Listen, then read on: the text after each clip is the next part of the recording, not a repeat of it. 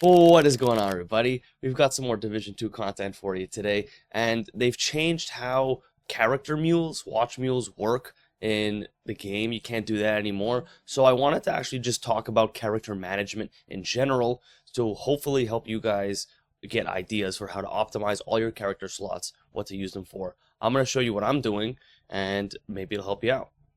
Let's go into the game, but not actually into the game, and take a look. Alright, so I have all 4 of my character slots filled, and this guy, my last one, I actually recently made.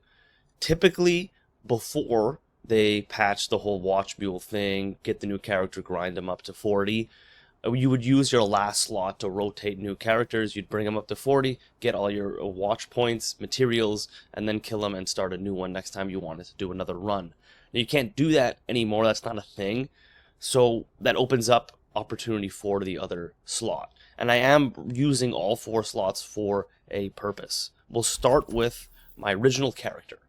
So when I first started the game, I just had 1 character. And honestly, if I were to do it again, I would recommend from the start at least having 2 or 3. I don't think you need all 4 right away, depending on what you're doing. But I do think you should start organizing yourself with more than 1 character. This is my main. This is basically my legendary character. I keep on him all my legendary builds, and I pretty much just use it because that's what I play is legendary. So it's like my main content guy. This dude just does legendary. I don't really have builds on him for heroic or any of the other content, really. It's really just my strongest legendary builds go on here, and like my best gear goes towards this guy pretty much all the time. But I have been playing, and you've seen me do a lot of videos actually, mostly with this character. So things have shifted because of how much gear has got into the game. So I'll get to that, but we'll start with the second character, which is a dedicated mule character. Actually, we can go into this one. So I think definitely from the start, it's helpful. We do have more stash space now. So once we get in here, we're essentially using this other character as like a dedicated stash space. So I have some like weird build going on here. It doesn't really matter. I basically just keep copies of everything. So you'll see I have like all of these exotics that I don't actually use, or some duplicates, like if I have an extra coyotes, an extra memento, some of my like favorite and most used exotics, in case I want to bring him to replicate the same build on another character or something. But essentially, I just store weird gear. Stuff like the festive delivery. I have this random, rare piece here. A full yellow door kicker's knock. System corruption is like a PvP stuff. Some of the y'all gear, any weird named, rare named items, and basically a bunch of guns. I just have a bunch of all these guns, and mostly it's stuff that I don't use. So stuff that is still important or rare or god rolled, you'll want to keep in your stash so that you can move it and access it in between your characters. Like you'll see I have stuff like, okay, the Big Horde and Eagle Bear, for example. These ones I do pull out every once in a while for a countdown just to have fun with them, but they're not used enough to actually be on a character with a build.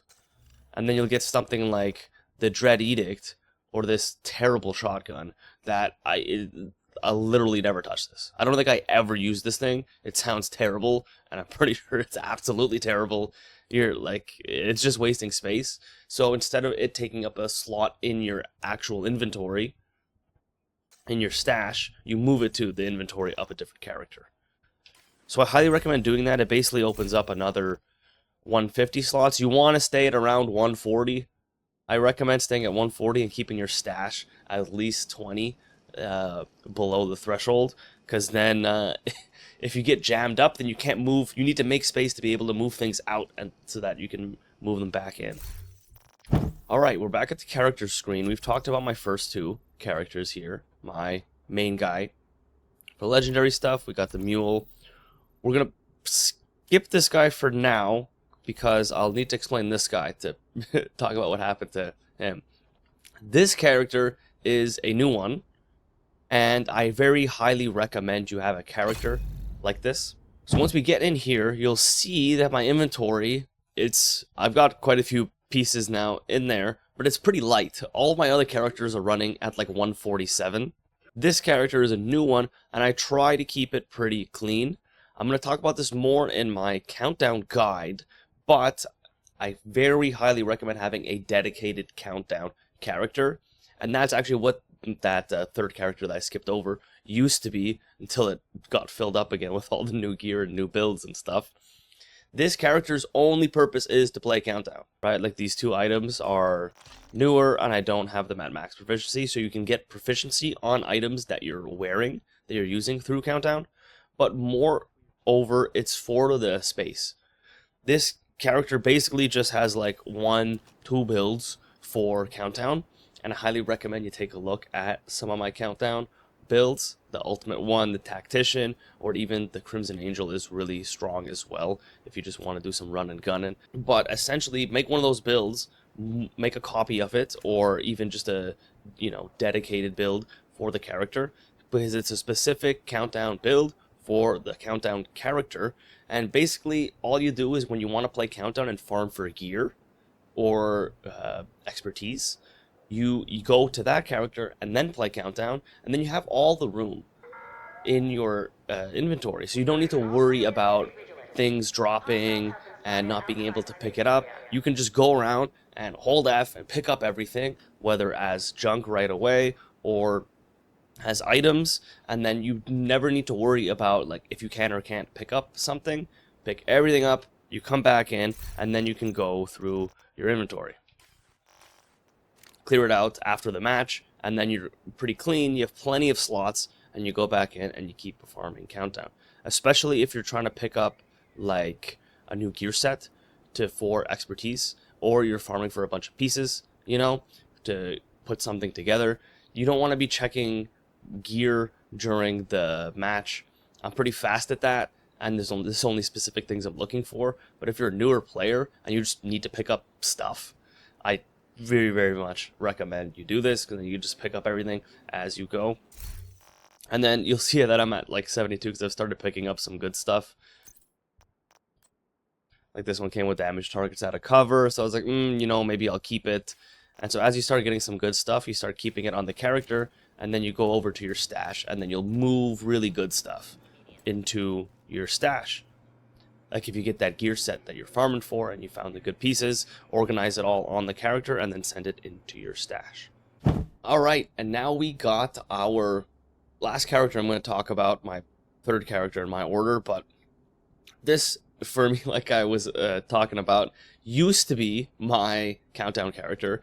So I originally made this character with the purpose of, like I was explaining with the countdown guy, having small inventory and then just using it to get countdown pieces.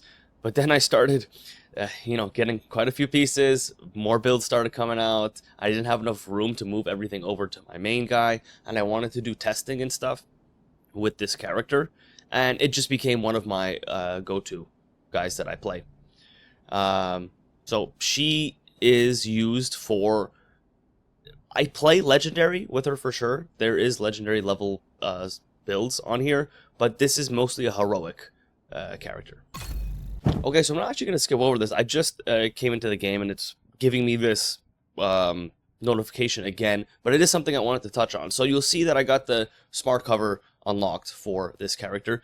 Like I was explaining, it's my heroic character, and this is the one that I actually used through the whole Brooklyn DLC. I didn't use my main character because he's made for legendary and there's no legendary, so I made the builds and stuff for Brooklyn for heroic content. I had more of that kind of stuff on here with this guy. Now we got the smart cover, and that's something I wanted to talk about because I play basically both of these characters.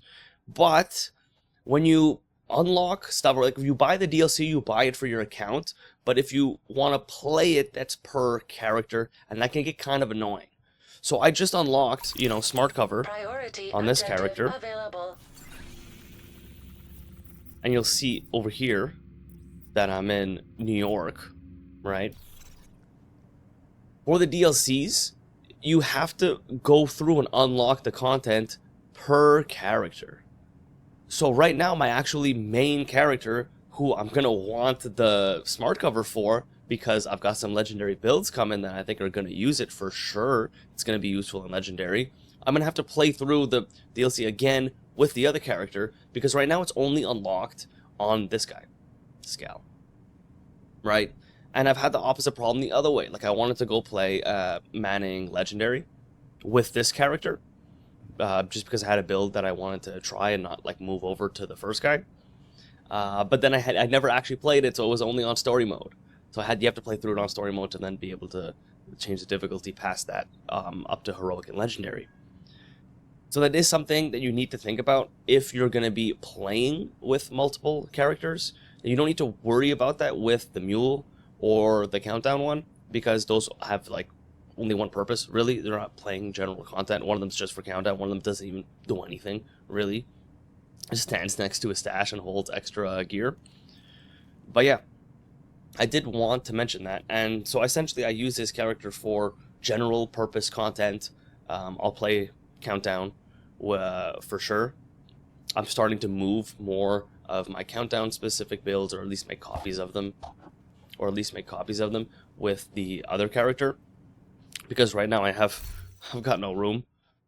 I'm at 148 on 150, so highly recommend that you set up the Countdown character and organize it like that.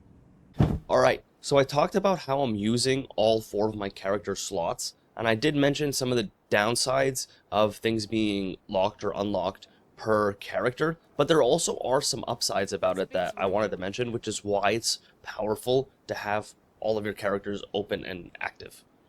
If we go to our projects are something that are locked or unlocked per character, not per account. So a classic is the weekly shade requisition. Especially with the changes to it, you essentially donate materials, and you share all of these other ones: receiver components, fabric, polycarbonate, electronics. These do change, but those are all materials that are shared across your account. So you should have a lot of them, and you won't need to farm for them on specific characters. They're account wide. The top one is always going to be either food, components, or water, and that one you might need per character. Like you'll see, I only have 150 food, but I'm very healthy amounts of all of the other materials. And this gives you like a whole level, season level, and a named item cache, and an exotic cache. So you're getting quite a bit of stuff from this. It's super easy. It resets every week, and you could do this per character. And all of the other projects are like that.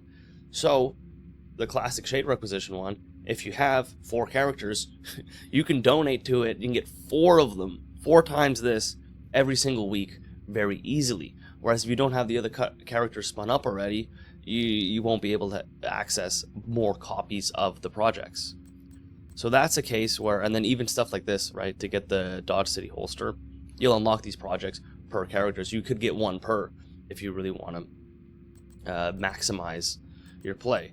The weekly summit's another pretty easy one. I of course love the weekly legendary. I'll run the legendary on more than 1 character. Not all 4 necessarily, but yeah, you can set it up however you want, but you get copies of the projects per character. So that's a case where it's advantageous for you that things are locked, and only constrained per character. Alright, y'all, there you have it. That's how I've organized all 4 of my slots, and I'm making the most use of it. I got 2 characters that I play with, 1 for legendary, 1 for heroic and general content. We've got the Mule, and we've got the Countdown farmer. And that's the setup. I hope you enjoyed this video. I hope it helped you set up your own characters and keep farming. I'll see you in the next one. Until then, enjoy.